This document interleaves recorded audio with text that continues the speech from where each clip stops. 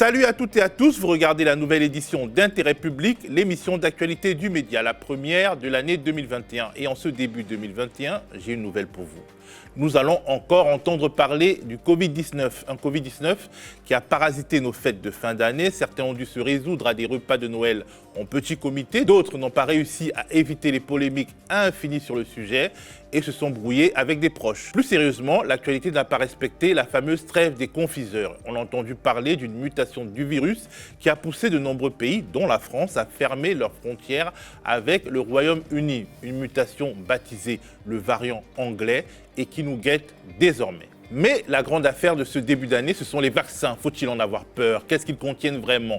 Après avoir été en dessous de tout concernant l'anticipation de la crise, notamment en ce qui concerne les masques et les tests, l'exécutif français nous couvrira-t-il de honte avec une stratégie vaccinale catastrophique? Y a-t-il une guerre des vaccins à l'échelle géopolitique entre les différentes puissances mondiales? De ces sujets à la fois politiques et scientifiques, je parlerai avec deux invités. Nathan Pfeiffer-Smadja, médecin infectiologue, chef de clinique à l'hôpital Bichat.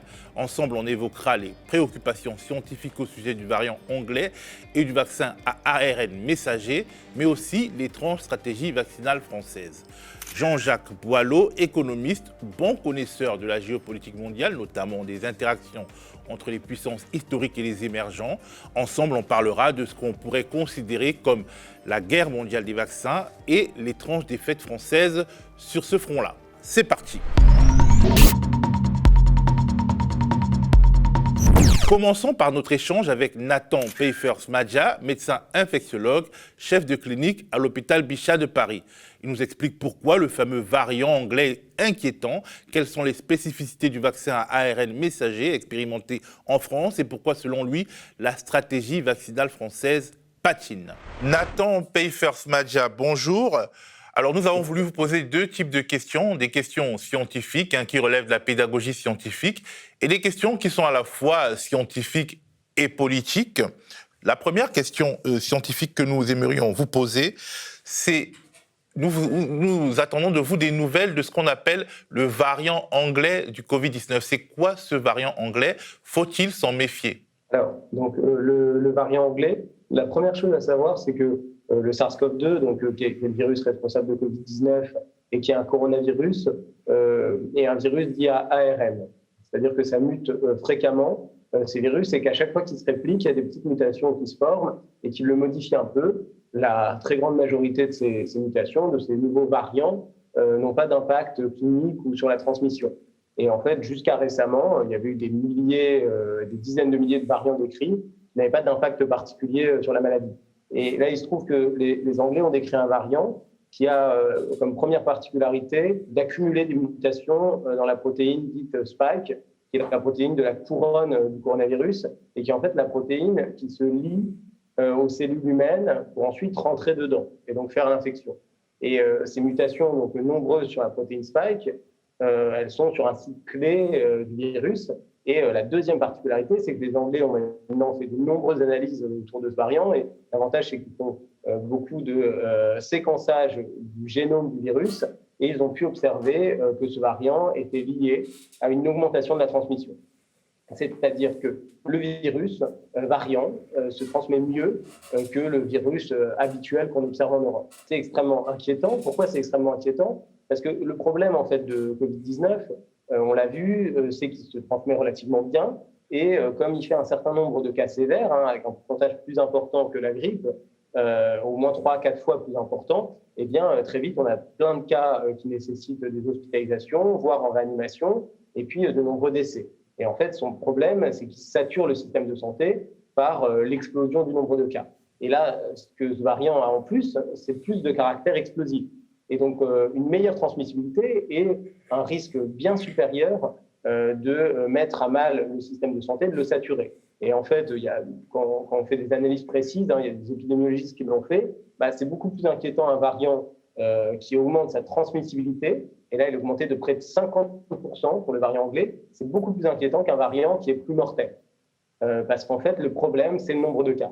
Et donc, ce variant anglais, il n'est pas plus mortel, il cause a priori la même maladie, mais il se transmet beaucoup mieux d'une personne à une autre. Et donc, les mesures qui ont été mises en place pour casser l'épidémie jusqu'à maintenant, il se pourrait qu'elles soient insuffisantes avec ce variant anglais s'il venait à circuler massivement sur le territoire français, ce qui est finalement hautement probable, puisqu'un variant qui est plus transmissible par un mécanisme un peu de sélection naturelle, il se met à prendre le dessus sur les autres variants et à devenir le variant majoritaire, comme c'est actuellement le cas en Angleterre. Est-ce que ce variant sera sensible aux vaccins qui ont déjà été mis en place avant son arrivée? Est-ce que les vaccins nous protégeront contre ce nouveau variant, justement? Alors, c'est une très bonne question. Donc, les vaccins, ce qui se passe avec les vaccins, on en reparlera un peu plus tout à l'heure, c'est qu'ils permettent à notre système immunitaire de créer la protéine spike, à notre organisme, et ensuite de s'immuniser contre cette protéine spike. Je vous ai dit, ce nouveau variant, il a de nombreuses mutations sur la protéine spike. Cependant, elles restent, ces mutations, certains petits endroits de la protéine spike, mais la grande majorité de la protéine spike, elle est similaire entre le variant et le virus actuel. Et donc, lorsqu'on vaccine actuellement avec ces vaccins à ARN de la protéine spike, on forme une réponse immunitaire contre spike qui est dirigée contre plein d'endroits de la protéine. Et donc, à la fois contre des endroits qui sont mutés, et donc là, on peut s'attendre à ce qu'il y ait moins d'efficacité, mais aussi la réponse immunitaire, on l'a fait contre plein d'endroits qui sont similaires.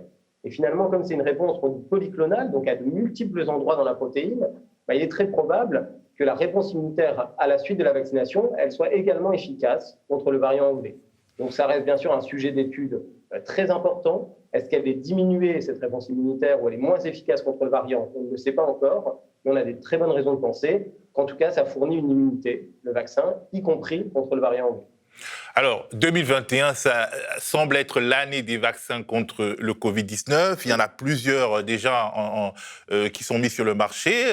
En France, c'est des vaccins à ARN. C'est plutôt nouveau sur l'homme. Ça a été expérimenté sur l'animal. C'est quoi la particularité des vaccins à ARN, ARNM, je crois, qui inquiète un peu? Et on parle aussi de vaccins classiques ailleurs. Bon, il y a plusieurs façons de faire des vaccins. Celle à l'ARN messager, elle résulte de près de 3 décennies de recherche sur ces vaccins ARN messagers. Et en fait, on l'utilise dans les essais cliniques chez l'homme depuis plus de 10 ans. D'abord dans le domaine de la cancérologie, où il y a des gens qui ont été vaccinés avec des vaccins ARN pour essayer d'avoir une réponse immunitaire contre le cancer. Et puis depuis au moins 7 ans, ça a été testé chez l'homme dans des essais cliniques pour d'autres maladies infectieuses. Par exemple la grippe, par exemple la maladie Zika. Et donc, c'est des vaccins qui ont déjà été administrés chez l'homme, pas du tout à la même échelle. Donc, ce n'est pas une nouveauté chez l'homme? Non, ce n'est pas la première fois chez l'homme. Depuis 2013, il y a des hommes qui ont été vaccinés avec des vaccins ARN messagers pour d'autres maladies infectieuses. Et ça s'est globalement bien passé. Les études ont pour la plupart été publiées et sont accessibles. Et on voit que ça n'entraîne pas d'effets indésirables inattendus. Donc, ce n'est pas la première fois. C'est la première fois qu'on le fait chez autant de gens, à aussi grande échelle. Donc, comment ça marche, ce vaccin ARN messager? En fait, ce qu'on fait, c'est que donc, le virus, il a des gènes qui sont sous la forme d'ARN. C'est un virus dit à ARN. Et en fait, on prend cette partie d'ARN qui sert à produire la protéine spike et on l'injecte aux gens. Les gens, qu'est-ce qui se passe? C'est que quand on injecte cette partie d'ARN, elle rentre dans les cellules humaines et on utilise cette partie d'ARN pour fabriquer la protéine spike. Et ensuite, on la fabrique et on la présente aux cellules immunitaires qui développent une réponse immunitaire contre cette protéine spike. Les gros avantages de cette technique, c'est déjà on injecte de l'ARN et donc ça ne peut pas modifier, notre génome à nous, qui est fait d'ADN, puisque c'est impossible chez l'homme de passer d'ARN à de l'ADN. Donc ça ne peut pas entrer dans le noyau des cellules et modifier notre génome. Ça, c'est un premier point. Le deuxième point, c'est que ça permet de créer la protéine qu'on veut, et là en l'occurrence on crée la protéine spike, et donc de faire la réponse immunitaire ciblée contre cette protéine, et c'est une réponse immunitaire qui est très utile, puisque comme je vous dis, c'est la protéine essentielle du virus pour infecter l'homme et rentrer dans les cellules humaines. Et puis la troisième chose qui est très intéressante avec ces vaccins ARN, c'est qu'on peut très facilement les modifier. Donc là par exemple on parlait du variant, si on voit que finalement la vaccination n'est pas assez efficace contre le variant, on peut prendre le gène de ce variant, faire un nouveau vaccin ARN facilement et donc créer une réponse immunitaire contre ce variant spécifiquement. De plus, ces ARN qu'on injecte, ils sont dégradés extrêmement rapidement chez l'homme. Donc en quelques heures, voire quelques jours au maximum, ils sont détruits et donc il ne reste rien de ces vaccins injectés, si ce n'est la réponse immunitaire qu'on a développée contre Spike. Donc c'est une méthode à la fois extrêmement efficace, comme l'ont prouvé les essais cliniques, et puis relativement sûre. Et là, donc, c'est la première fois qu'on l'administre à aussi grande échelle. Maintenant, on a un recul de plusieurs mois, chez plusieurs dizaines de milliers de personnes, avec des millions de personnes qui ont été vaccinées, et on n'a pas observé d'effets indésirables inattendus ou particulièrement sévères. La seule chose qui a été signalée pour l'instant, c'est quelques cas de réactions allergiques qui n'ont pas nécessité d'hospitalisation. Ce sont des réactions allergiques qui sont intervenues chez des gens avec des très lourds antécédents allergiques. C'est-à-dire tous les gens qui ont eu ces réactions allergiques, et ils sont très peu nombreux, ils avaient déjà sur eux une seringue d'adrénaline en cas de réaction allergique sévère, parce qu'ils avaient eu déjà des réactions allergiques sévères précédemment. Donc, c'est des gens avec des lourds antécédents allergiques, c'est des gens qu'on a réussi à prendre en charge, et ça intervient à une fréquence qui est vraiment extrêmement faible. Alors, comprenez-vous les préventions des personnes qui sont anti-vaccins, même si elles ne sont pas idéologiquement anti-vaccins, se disent « Ouh là là, c'est un vaccin d'un nouveau type, il y a une compétition de multinationales et de big pharma autour de ces vaccins, nous sommes des cobayes ». Est-ce que vous comprenez leur prévention dans un monde qui est quand même dirigé par l'argent et par un certain nombre de stratégies qui ne sont pas forcément des stratégies de santé publique? Et qu'est-ce que vous diriez pour les convaincre de se faire vacciner? Tout à fait. En fait, on peut toujours comprendre qu'il y ait des inquiétudes. Et nous, c'est notre rôle de médecin, de scientifique, d'expliquer et de dire pourquoi ça nous semble intéressant de faire ce vaccin, et notamment parce que les bénéfices escomptés de ce vaccin, c'est-à-dire de se protéger contre la maladie Covid, ils sont très largement supérieurs aux risques. Chaque médicament qu'on administre, chaque vaccin, chaque procédure médicale présente des risques. Là, les risques avec les vaccins, je vous l'ai dit, c'est des réactions allergiques sévères rarissimes. C'est aussi des maux de tête, des douleurs musculaires. C'est aussi des choses qui sont liées à la réponse immunitaire que notre corps forme. Donc, il y a des risques, certes, mais ils sont infiniment moindres que le bénéfice du vaccin. C'est la protection contre une maladie qui elle-même est assez terrible parce qu'elle entraîne une mortalité qui est estimée à 0,5%. Elle entraîne une nécessité d'hospitalisation avec des formes sévères chez près de 3 à 5% des gens. Elle entraîne chez jusqu'à 20% des gens infectés des symptômes persistants pendant plusieurs semaines, voire plusieurs mois, ce qu'on appelle le Covid long. Donc cette maladie présente un risque très important. Et donc on considère qu'à l'échelle individuelle, le bénéfice que j'attends du vaccin, il est largement supérieur au risque que je prends. Ensuite, vous parlez des aspects financiers. Donc, évidemment, les compagnies pharmaceutiques qui font ça ne le font pas bénévolement. Il y a un intérêt financier des compagnies pharmaceutiques, mais il y a aussi un intérêt à ne pas être au centre d'un scandale sanitaire. C'est-à-dire que les process internes de ces industries pharmaceutiques, c'est justement d'éviter qu'il y ait des effets indésirables graves qui les couleraient finalement. Donc, il y a cet aspect. Et puis l'autre aspect, c'est que finalement, vous dites, on tourne autour de l'économie. Justement, cette maladie, l'économie, la plupart des économies modernes ont un intérêt à la supprimer et à réussir à sortir de ce cycle extrêmement délétère de confinement, reconfinement, infection, saturation du système de santé. Donc les coûts de cette pandémie sont bien supérieurs à ce que ça rapporte finalement. Les coûts sont énormes et multiples, aussi bien directs qu'indirects. Donc à moins de croire à un complot ou à des gens qui chercheraient finalement à exterminer des gens ou à administrer un produit toxique comme le vaccin, je ne vois pas l'intérêt qu'auraient ces compagnies pharmaceutiques, puisque s'il y a des effets indésirables graves et inattendus, on les observera. Et c'est là que les essais cliniques sont importants. Ces essais cliniques là, autour du vaccin coronavirus, ils ont été faits chez plusieurs dizaines de milliers de personnes, ils ont été publiés, il y a les rapports des agences du médicament, et ce n'est pas une agence en particulier, c'est aussi bien anglaise qu'européenne, que française, qu'américaine, actuellement, qui ont observé ces essais cliniques et qui n'ont pas observé de signal de sécurité. Et puis après, il y a une dernière barrière qui est celle de la pharmacovigilance. C'est-à-dire, toutes les personnes vaccinées vont être suivies.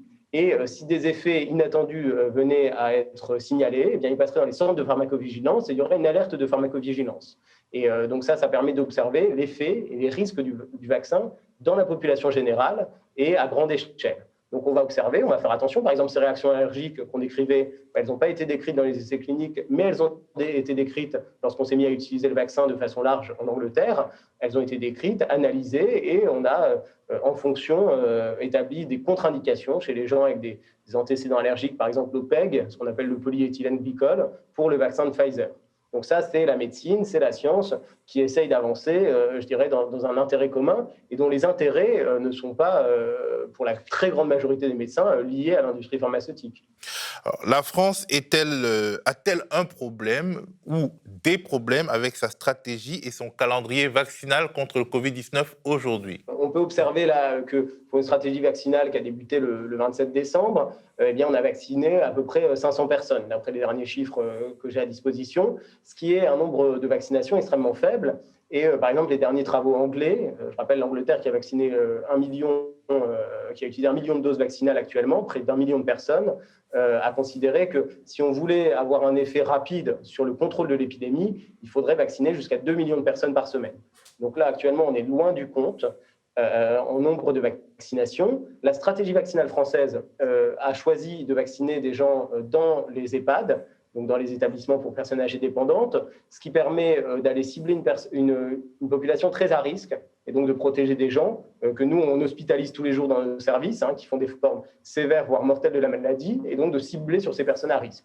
Donc c'est un avantage, c'est que ces gens-là, on les protège et ils ont un vrai intérêt encore plus important que les autres à être protégés. Mais l'inconvénient, c'est que c'est logistiquement assez complexe, puisque c'est des personnes qui parfois ont des troubles cognitifs et pour qui il faut un accord de la famille, donc qui ne peuvent pas donner le consentement. C'est des centres où il n'y a pas de service de vaccination sur place, donc il faut des équipes mobiles de vaccination. Donc ça explique en partie la lenteur pour l'instant sur le plan des chiffres. Voilà, il y a probablement une stratégie qui aurait pu être faite différemment si on voulait vacciner un grand nombre de personnes rapidement. Là, je pense qu'il y a eu une modification de la stratégie et notamment une grosse accélération chez les soignants. Et donc actuellement, cette semaine, on va ouvrir la vaccination chez tous les soignants de plus de 50 ans et les soignants qui ont un facteur de risque de forme grave, ceux qui ont des pathologies chroniques sévères, qui sont obèses, etc. Ça permettra, on l'espère, de vacciner plus vite beaucoup plus de personnes. Ce qui est certain, c'est que, par exemple, quand le gouvernement essaye de justifier la lenteur en disant c'est bien d'être lent, ça permet d'être prudent, médicalement et scientifiquement, il n'y a pas lieu là d'être prudent. Au contraire, le vaccin, plus vite il sera administré, plus vite il permettra de protéger les gens. On a l'exemple anglais, l'exemple allemand, l'exemple américain, où il y a des centaines de milliers, voire des millions de personnes vaccinées, et ça se passe bien. Donc je ne pense pas qu'il faille ralentir les choses volontairement. Qu'il y ait un problème logistique, qu'il y ait des problèmes logistiques pour l'administration du vaccin sur le territoire, je pense qu'il y en a, c'est un défi logistique, et il faudra analyser précisément comment les surmonter pour aller plus vite. Est-ce que quelque part, nous n'avons pas assez de doses aujourd'hui? Est-ce que la controverse sur les masques de 2020 va se répéter en 2021 avec les vaccins? Peut-être que, est-ce qu'on peut supposer que le gouvernement n'a pas assez de doses et donc construit une stratégie pour masquer son manque de... Alors, la différence entre les masques, c'était une histoire d'anticipation. Donc, ça a très clairement manqué d'anticipation sur les stocks de masques pour répondre à une crise pandémique. Là, pour les vaccins, il y a un problème de production également. Donc, les doses ont été commandées à l'échelon européen, avec des doses qui sont réparties équitablement entre les pays européens. Par exemple, l'Allemagne a autant de doses que nous. Et puis, il y a un manque de doses globales, puisque, vous le savez, les pays riches ont tiré, ont eu la grosse part du gâteau sur les doses de ce vaccin, qui est un vaccin d'une industrie principalement américaine. Donc, il n'y a pas assez de doses. C'est le cas de tout le monde. C'est encore pire pour les pays qui ont des ressources plus limitées. Voilà, donc là, c'est clair qu'il y a un manque de doses. Est-ce que c'est une faute? Je n'en suis pas sûr. Tous les pays européens ont le même nombre de doses et finalement, on a plus de doses que beaucoup de pays. Donc là-dessus, on peut s'estimer plutôt chanceux à l'échelle globale. Après, à nombre de doses équivalentes, ce qu'on observe, c'est que le nombre de vaccinés n'est pas du tout le même entre la France et l'Allemagne. Donc là, je dirais que plus que les doses, ce qui nous manque, c'est la campagne de vaccination à grande échelle. Peut-être que bientôt, on sera en rupture de doses. Ça serait presque un bon signe, je dirais, c'est-à-dire qu'on a réussi à utiliser toutes les doses qu'on a, ce qui n'est pas le cas actuellement. Quand on sera en rupture de doses, on pourra quand même considérer qu'on en a eu plus qu'énormément de pays dans le monde. Est-ce que vous avez une explication justement sur cette faiblesse logistique française? Je pense qu'il y a, en tout cas, si on regarde le nombre de personnes vaccinées, ça tient beaucoup à la stratégie. Donc, il y a une stratégie qui a été définie par la Haute Autorité de Santé, qui défend sa stratégie en disant c'est mieux de vacciner les personnes fragiles et même d'en vacciner moins, mais de cibler sur les fragiles que de vacciner beaucoup plus de gens qui sont moins fragiles. C'est une question de stratégie. Sur le plan logistique, moi, je suis, à titre personnel, pas du tout impliqué dans les circuits logistiques de la vaccination et ça manque peut-être de transparence.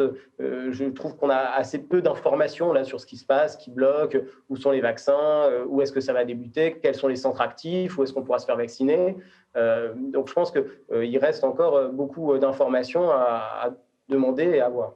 Certains analystes pensent que c'est pour donner à Sanofi le temps de produire son vaccin qu'on fait traîner les choses. Pour moi, ça tient assez peu, puisque tous les pays européens, y compris ceux qui n'ont pas Sanofi, ont eu le même nombre de doses. Donc la France n'a pas choisi de commander moins de doses pour Sanofi, puisqu'elle a le même nombre de doses que ses compatriotes. Et tout le monde sait, et à mon avis, y compris le gouvernement et les experts qui travaillent avec le gouvernement, que le vaccin Sanofi ne sera pas disponible pour vacciner de façon effective, globalement, avant probablement la fin de l'année 2021.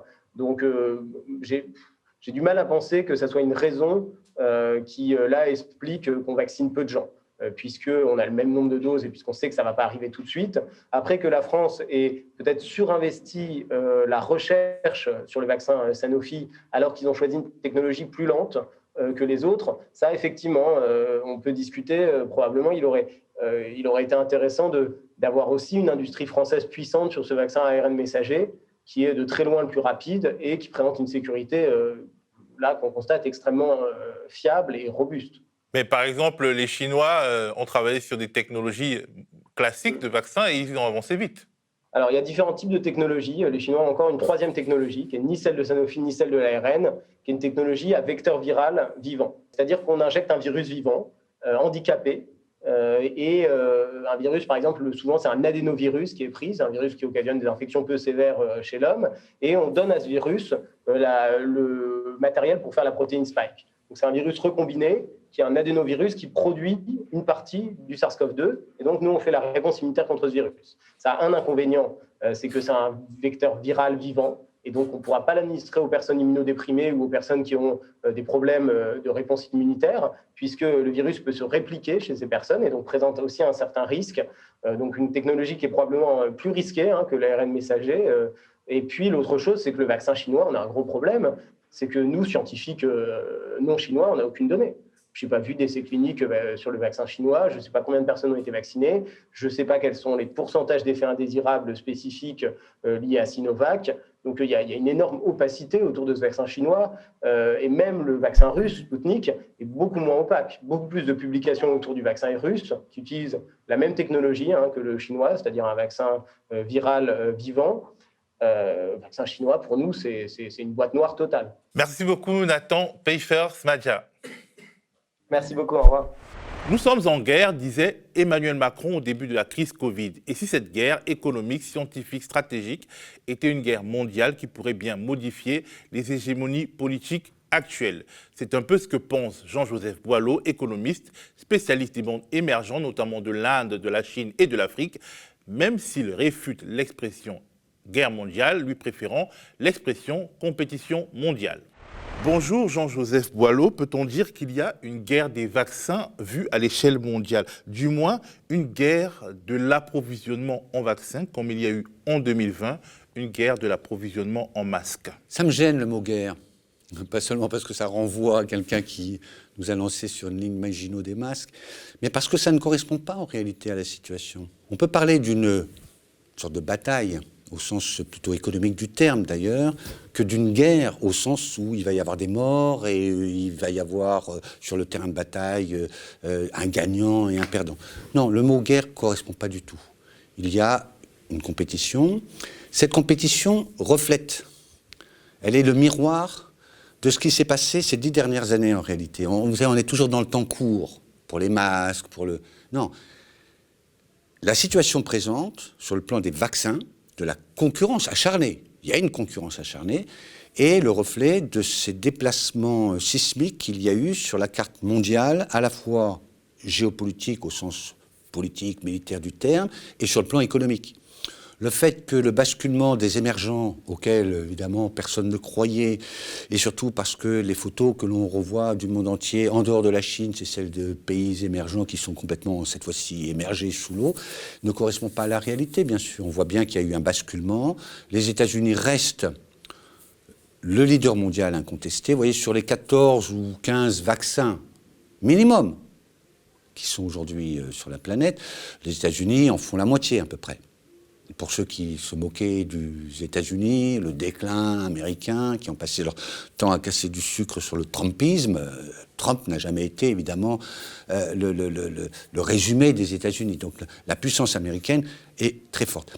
Évidemment, la Chine, ça c'est pas des de 2020. Ces 20 dernières années, la Chine, et notamment dans le domaine sanitaire, a conquis progressivement des places et a su se préparer. Et notamment, elle a 3 ou 4 vaccins qui sont déjà, qui tournent. Le premier, à ma connaissance, Sinovac, a été introduit en juillet.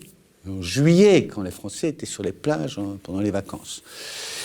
On a aussi la Russie, qu'on a, vous savez, pareil, caricature du régime poutinien. Oui, ce qu'on oublie, c'est que la Russie est le premier à avoir trouvé un vaccin contre la grippe au moment de la grippe espagnole. Ils ont le Sputnik 5, là, ou V, qui, semble-t-il, est un vaccin classique, hein, comme les vaccins chinois, sont tous des vaccins classiques. Et donc, on a un tableau qui montre bien, vous voyez, que l'émergence de ces puissances, ou la réémergence, dans le cas de la Russie, se confronte à la puissance américaine. Alors, l'Europe, évidemment, c'est la grande question. Au milieu, hein, où est-ce qu'elle est? Alors, elle n'est pas du tout absente du tableau. Elle n'est pas dans une guerre, c'est pour ça que j'ai très peur de ce mot guerre. Hein. Elle est dans cette compétition qui est quand même importante. C'est à la fois la santé, mais c'est aussi le contrôle sur son avenir. On comprend bien que les questions de santé sont quand même des questions vitales, au sens vraiment propre et figuré. Et ce qui est intéressant, stratégique, hein, et sur le plan évidemment européen, moi je trouve remarquable dans cette guerre des vaccins dont vous parlez, cette concurrence des vaccins, c'est que le numéro 1, c'est l'Allemagne. Il y a 2 vaccins allemands. Il y a un vaccin anglais, un deuxième anglais probablement qui va émerger. Et effectivement, on voit bien que l'Europe latine, et notamment la France, ont été derrière des lignes Maginot de penser que ou la France avait la première industrie pharmaceutique du monde et s'aperçoit le roi est nu quand la marée se retire, il n'y a ni vaccin, ni capacité à implémenter des vaccins. Et donc c'est extrêmement intéressant, vous voyez, c'est un mouvement de fond, s'il faut aller chercher l'explication 10 ans en arrière. Le vaccin, notamment chinois, a été expérimenté pour la première fois contre Ebola en Afrique. Et ce qui est intéressant dans la nouvelle situation géopolitique du post-Covid, c'est de savoir si cette compétition des vaccins, comment elle va imprimer une évolution dans la géopolitique de l'après-Covid, parce qu'il y aura une géopolitique de l'après-Covid, ça c'est certain. La France semble à la traîne, c'est un constat, dans 2 domaines. Premièrement, nous n'avons pas réussi à faire un vaccin. Sanofi, qui déjà avait annoncé qu'il réserverait la primeur de leur vaccin aux États-Unis, n'y est pas parvenu. Comment on peut l'expliquer? Pourquoi, alors que nous sommes quand même un pays justement de grande industrie pharmaceutique et un pays où il y a beaucoup d'universités, de la recherche publique notamment, pourquoi nous nous sommes plantés selon vous? Difficile parce que je ne suis qu'un modeste économiste, un peu géopoliticien, mais j'ai quand même deux pistes, alors on va les partager. La première, c'est ce qui s'est passé dans les hôpitaux ou ce qui s'est passé dans les masques. On voit bien qu'il y a eu, là encore, c'est pas d'hier, c'est depuis une bonne dizaine d'années. Donc quand j'entends un ancien président faire un peu le clown sur les télévisions pour dire « moi j'aurais mieux géré », ou 2 d'ailleurs, hein, vis-à-vis de leur successeur, c'est pas très sérieux, c'est un mouvement qui date au moins Sarkozy. C'est en fait le démantèlement d'une certaine structure, conception, d'une France gérée par l'État, par les services publics. On peut en voir les avantages, les inconvénients, mais en tout cas, il y avait quelque chose qui était structuré et qui tournait. Et ça a été démantelé, phase après phase. C'est très clair. La deuxième raison, c'est, je pense, on le voit dans les mouvements sociaux, pas seulement les gilets jaunes, c'est l'épiphénomène, je dirais, les gilets jaunes, c'est un mouvement de défiance, de contestation sociale. Je n'ai jamais vu, je ne vous cache pas, dans le monde, autant de mouvements de défiance. Les gens se moquent de ce que les Français arrivent en premier dans la défiance vis-à-vis du vaccin, mais c'est stupide. C'est dans la totalité des domaines, et notamment, je me rappelle avoir travaillé pour le livre qui va sortir cette année, Utopie m'a dit le monde, sur le pessimisme et l'optimisme des différentes nations dans le monde. Les Français étaient les premiers par le pessimisme. Donc là, c'est un mouvement de fond qui est un problème de défiance. qui est important parce que c'est une défiance vis-à-vis d'une élite. Alors, je me méfie beaucoup de cet mouvement anti-élitiste ou anti-establishment, etc. Mais il faut reconnaître très probablement que comme au moment de la guerre avec la ligne Maginot, on a une élite française qui vit de façon assez recluse. Et le repli d'ailleurs de président français à la lanterne, qui est quand même un symbole très fort, ça, hein, d'un régime royal coupé du reste de la population, me paraît une explication extrêmement importante. C'est-à-dire il y a une défiance vis-à-vis d'un monde qui vit complètement sur lui-même et qui, de facto, donc, ne comprend pas la situation d'en bas et n'arrive pas à utiliser des canaux de transmission qui permettent de façon efficace d'utiliser les masques, ce qu'ils appellent les gestes barrières, etc. Puis il y a une troisième, j'en avais dit deux, mais en fait je crois qu'il y a un troisième élément par rapport aux autres pays, c'est ça qui m'intéresse, c'est pas de juger la France. Sur la question du vaccin dont vous parlez, c'est la question de... quand vous regardez dans les autres pays, la plupart du temps, les vaccins ont été mis en réalité en place ou inventés, on va dire, par plutôt des laboratoires universitaires qui, en joint venture avec des laboratoires industriels, qui en fait ne font plus de recherche, donc de type Sanofi, on ne fait plus de recherche du tout, mais y a la cohérence a permis de travailler ensemble. C'est le cas notamment, tout particulièrement, des États-Unis. Dans le cas français, on a une telle coupure entre la crise universitaire, très profonde, la crise de la recherche, et le monde du secteur privé, hein, cette absence de travail ensemble. Alors, le modèle opposé, évidemment, on le voit bien, c'est le modèle anglais. On se moque beaucoup de l'Angleterre, mais Oxford, c'est l'université d'Oxford qui a mis en place au point le vaccin. Dans le cas allemand, ce sont pareil, des instituts qui ont travaillé avec ce laboratoire biotech. Et on a cette capacité de travailler ensemble, ce qu'on appelle un jeu coopératif. Et donc, je crois que c'est là-dessus que l'histoire jugera ce qui s'est passé en France, probablement à l'aune de la défiance. Mais la défiance, elle est aussi peut-être alimentée par le pouvoir, parce qu'aujourd'hui, les universités françaises luttent pour exister, elles luttent pour avoir des crédits, elles sont pauvres par rapport aux universités anglaises, par exemple, elles sont mal considérées par les pouvoirs publics, donc elles peuvent difficilement coopérer alors qu'elles-mêmes, elles luttent pour exister. Tout à fait, c'est ce qu'on appelle, j'appelle la crise du modèle français. Hein, on a une crise du modèle français qui, je vous dis, on arrive à repérer, remonte à une bonne vingtaine d'années, et en particulier, dans ce cas-là, pourquoi les laboratoires américains, enfin plus exactement les universités américaines ou anglaises ont des fonds considérables? C'est parce qu'il y a un accord de partenariat entre le monde du privé et le monde universitaire qui permet de rétribuer le monde universitaire avec les résultats de leur recherche appliquée par le monde industriel. Et dans le cas français, on n'arrive pas à construire cette dualité, enfin pas cette dualité d'ailleurs, cette complémentarité, parce qu'il y a des méfiances réciproques. Le monde universitaire n'a pas confiance dans le monde industriel. Il a peut-être ses raisons, hein, mon problème n'est pas de juger là, mais il n'a pas confiance dans le partenariat avec le monde industriel. Et le monde industriel, c'est le cas de Sanofi, c'est très intéressant. Sanofi est surtout allé aux États-Unis, plutôt qu'en France, en réalité, où vous savez comme moi, l'essentiel de ces usines devait fermer. Donc on a là, sur la scène, on va dire, géopolitique mondiale, un tableau qui est assez intéressant. Je ne dirais pas qu'il y a des gagnants et des perdants, ce n'est pas tellement ces termes-là, mais on voit bien que, un peu comme effectivement les tremblements de terre, on a des mouvements tectoniques de plaques qui sont en train de se produire, dans lequel, je pense, il y a un vrai souci à se faire pour ce qui est de l'avenir de la France. En parlant de Sanofi, on peut aussi postuler l'existence d'un capitalisme français qui n'est pas patriote, contrairement par exemple au capitalisme allemand qui est bien ancré, un capitalisme industriel et technologique allemand en Allemagne, tandis qu'en France, nous avons des multinationales qui se projettent à l'extérieur, qui bénéficient aussi d'une forme des restes de l'impérialisme français ailleurs et qui finalement se soucient très peu de l'avenir de la France elle-même. Alors, ça, c'est un grand patron français lui-même qui désignait ainsi le modèle français. J'ai toujours retenu cela. Il s'appelait François Sérac. Peu de gens s'en rappellent, mais il y a quelques années, c'était le patron des patrons. Ça ne s'appelait pas le MEDEF, mais c'était son équivalent. Et il parlait de la France comme un pays archéo-impérial. Et ce que vous dites est exactement cela.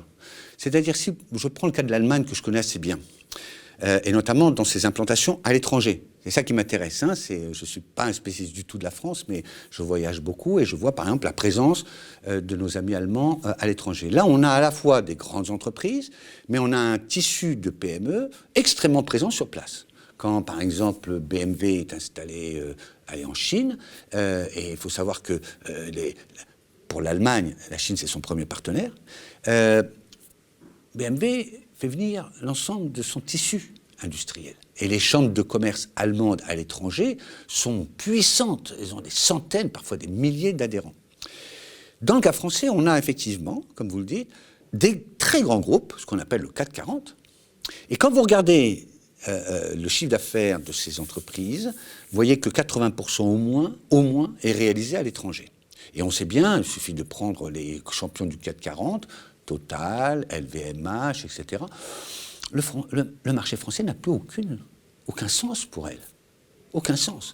Et ces entreprises sont essentiellement très capitalistiques. Elles gèrent en fonction de la bourse, donc le CAC 40 se porte bien dans l'ensemble, vous regardez bien.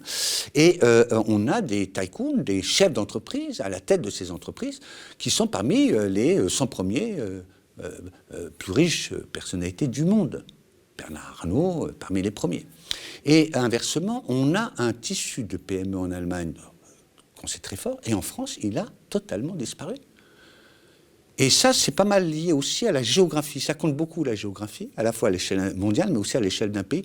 Quand vous prenez la géographie économique française, vous observez une chose, c'est qu'à la différence de l'Allemagne, vous avez ce qu'on appelle des Mittelstand, des régions avec des tissus industriels solides. Dans le cas français, vous avez pareil le désert français. Ces 440 dont on parlait tout à l'heure sont tous implantés à Paris, même si leurs sièges sont désormais au Luxembourg, aux Pays-Bas, etc. Il n'y en a plus beaucoup qui ont leur siège ici à Paris, mais en gros, c'est à Paris qu'on parle d'eux. C'est aussi à Paris qu'ils possèdent l'essentiel des médias, des journaux, presse écrite, presse télévisée, etc. Et donc on a cette structure archéo-impériale, dixit donc François Sérac, qui finalement s'est accentuée avec les années. Alors vous avez des pépites dans certaines régions, c'est indéniable, mais on voit bien que le problème régional qui a été illustré par la gestion de la pandémie, on le voit bien, pas seulement les masques, mais aussi les tests et puis les vaccins. Enfin, c'est quand même incroyable de voir que Paris décide sur finalement la méthode qu'on va utiliser pour les vaccins. Il y a un problème logistique aussi, il n'y a pas que l'échec de la stratégie vaccinale, l'échec scientifique, il y a aussi un échec logistique, puisque tout le monde se gausse des Français qui transportent les vaccins à vélo, sous le froid, parce que justement, on n'a pas préparé la distribution du vaccin à l'échelle nationale. Là, pour moi, ça ressort d'un autre phénomène que celui de la structure du pouvoir. C'est ce que parfois certains appellent l'état profond.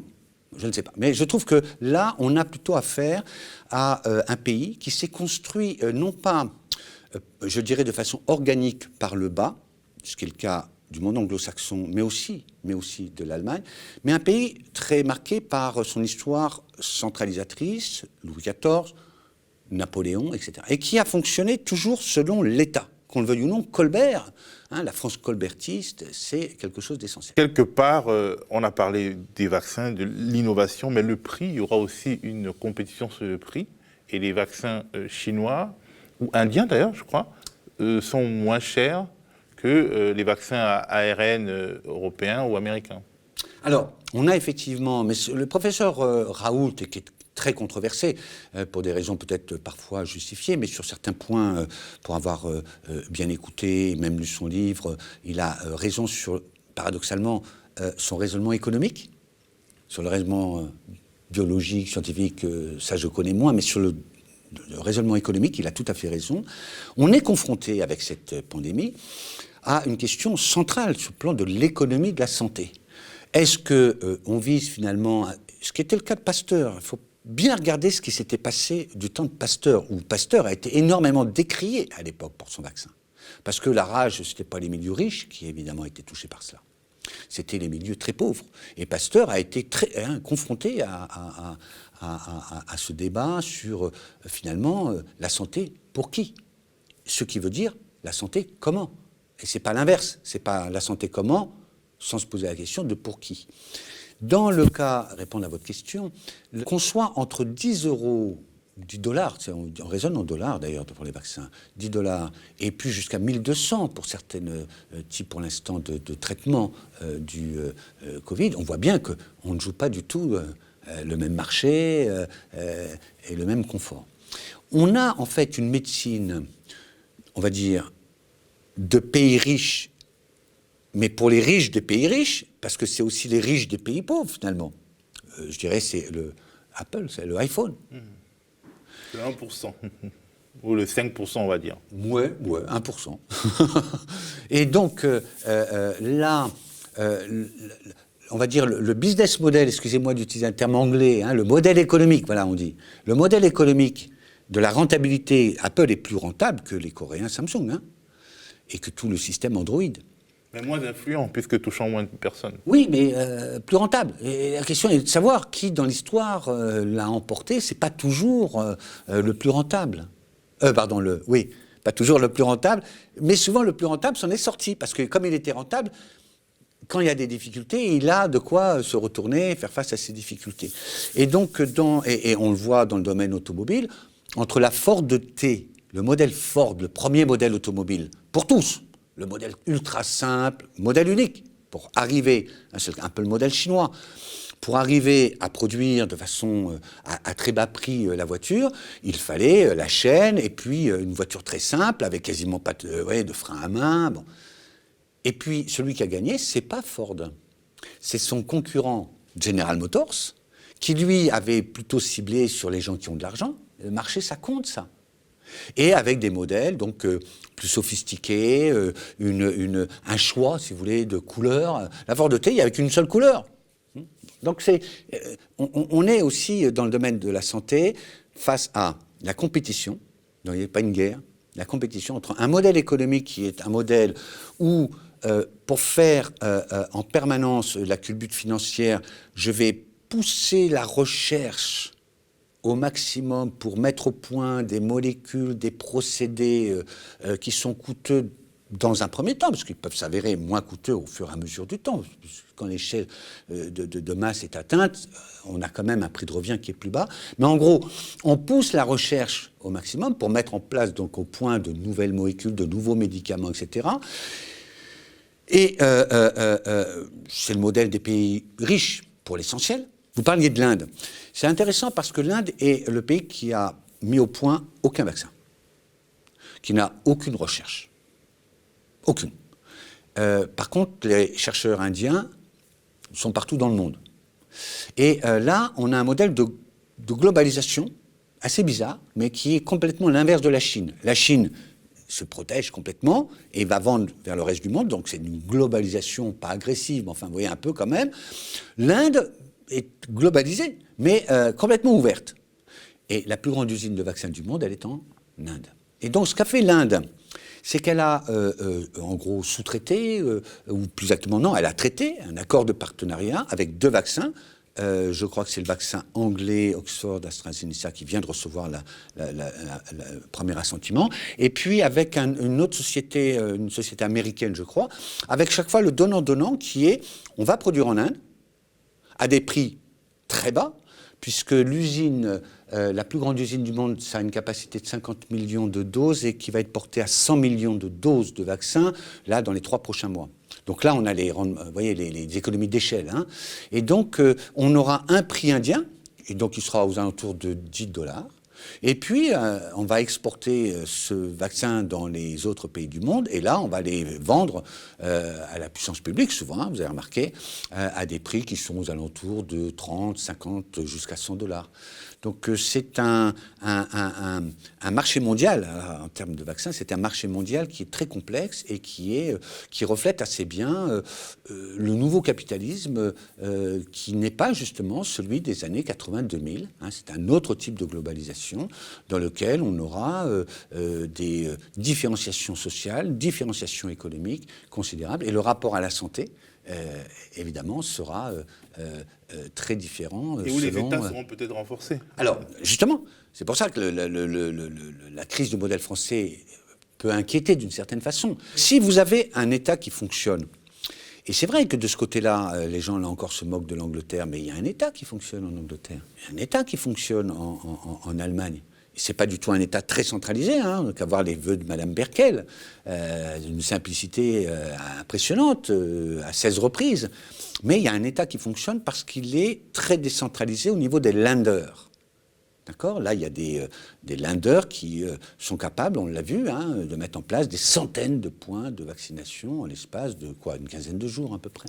Donc, la capacité d'un État à gérer ce type de crise pandémique, parce que c'est pas la première, c'est pas la dernière, et probablement qu'on ne va pas attendre, comme la grippe espagnole, un siècle avant de retrouver une nouvelle pandémie. Pourquoi ? Parce que je pense qu'on ne va pas, pour l'instant en tout cas, on n'a pas de signaux dans ce sens-là, on ne va pas vers la refermeture de chacun. Donc on va continuer de circuler, marchandises, hommes, etc. Alors c'est très perturbé en ce moment. Enfin, même si on ne revient pas au niveau précédent, pour ce qui est en tout cas on va dire des mouvements de population, sur les mouvements de marchandises, on ne voit pas, vous savez, de crise de la commerce mondial majeure, pour l'instant en tout cas. C'est-à-dire qu'on a un plateau, mais la Chine n'a jamais autant exporté quand même. Et elle a exporté des masques, puis là elle est en train d'exporter effectivement tout ce qui est lié à la chaîne de santé, à la fois des équipements pharmaceutiques, mais aussi maintenant les vaccins. Et même si c'est pas très cher le vaccin chinois, je crois que pour l'instant il est facturé $30 pièce, il me semble, hein, pour le Sinopharma, multiplié par des dizaines et des centaines de millions de doses, ça fait beaucoup. Rien que je crois que la France a importé pour près de 5 milliards d'euros de produits sanitaires en provenance de Chine en 2020. C'est beaucoup. Merci Jean-Joseph Boileau. Un grand plaisir à vous. Voilà, d'intérêt public, c'est fini pour aujourd'hui. Si vous avez aimé, mettez un pouce bleu. Abonnez-vous à la chaîne YouTube, activez la petite cloche, abonnez-vous à notre newsletter dont le lien se trouve dans la description. Commentez et partagez dans vos réseaux. Le média, comme vous le savez, ne vit que des cotisations de ses sociaux et les apports de ses donateurs. Si vous le pouvez, devenez sociaux ou donateurs du média. Quant à moi, je vous dis à plus.